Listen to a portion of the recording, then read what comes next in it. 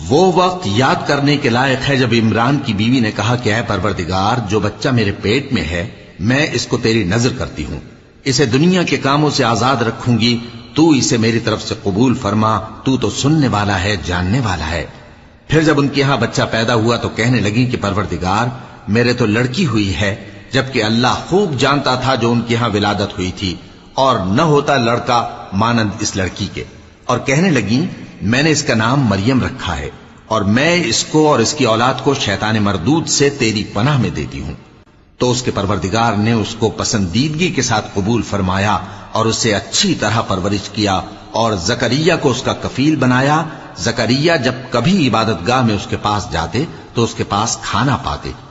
یہ کیفیت دیکھ کر ایک دن مریم سے پوچھنے لگے کہ مریم، یہ کھانا تمہارے پاس کہاں سے آتا ہے؟ وہ بولی کہ اللہ کے ہاں سے آتا ہے، بے شک اللہ جسے چاہتا ہے بے